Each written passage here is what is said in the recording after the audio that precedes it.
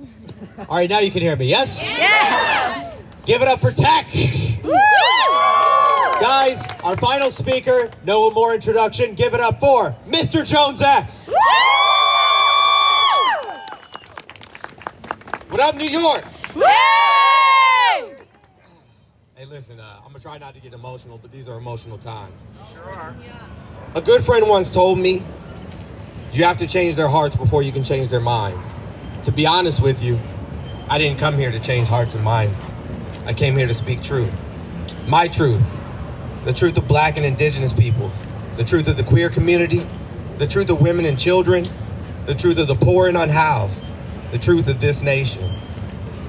We came here today to speak out and fight against the uprise of fascism in the U.S. But the truth is, for many of us, especially Black and Indigenous people, this has always been a fascist nation.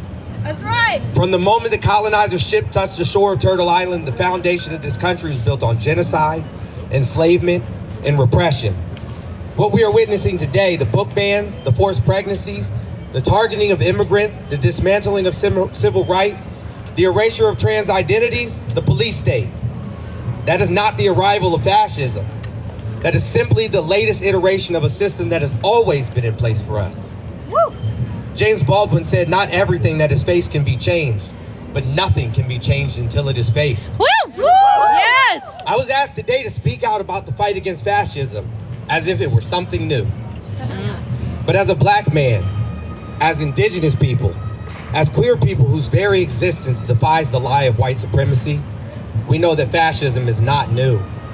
It has been here since the birth of this nation. It is not my charge to reckon with America's sins. It is not the charge of Black people, Indigenous people, immigrants, the poor, the trans, or the oppressed. We have already faced the truth. We have lived it.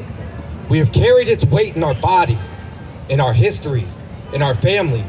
We have buried our ancestors under it, raised our children despite it, and built this country with blood-stained hands, while those who held the whip reaped the rewards. We have never had the luxury of looking away. Preach!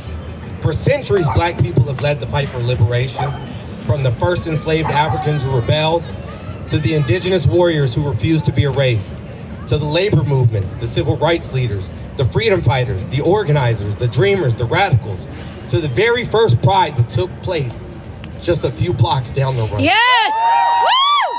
Woo!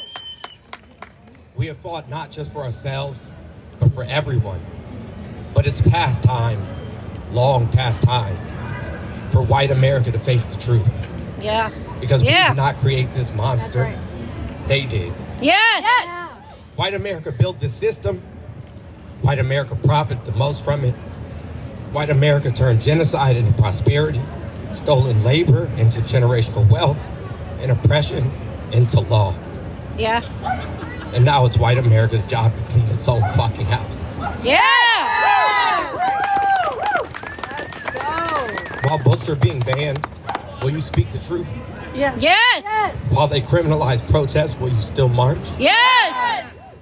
While they come for immigrants, will you stand between them and their oppressors? Yes! While they target the poor, will you fight for the working class? Yes! While they try to erase history, will you be the one to remember it? Yes! While they try to commit genocide against our trans brothers and sisters, will you lay down and stay? Yes! This is not time for spectators. It's not time for neutrality. It's not time for cowardice. Because let me be clear, fascism is not coming. Fascism is here. Yes! Say it again! And if white America does not destroy the monster it created, then the rest of us will suffer under its reign again. I feel I must be clear about one thing. Accountability is not persecution. Yes! While Black, Indigenous, and marginalized people demand that this country take responsibility, it is not an attack. It is the bare fucking minimum. Yes! If you feel uncomfortable, you should. If you feel called out, you should. Because this fight does not belong to us alone. It belongs to you, the ones who claim to care, the ones who say they believe in freedom. Audre Lorde warned us, the master's tools will never dismantle the master's house. America cannot rely on the systems of power it created to dismantle fascism. It cannot be done through moderation, through silence, through waiting for someone else to act. That is why Huey P. Newton understood when he built the Rainbow Coalition, not as a symbol, but as a strategy.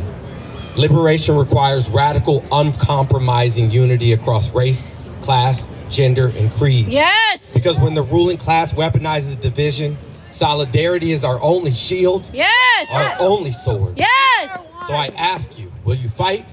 Will Yes. you let history repeat itself? No. There is no neutral ground. Silence is complicit. Inaction is a choice.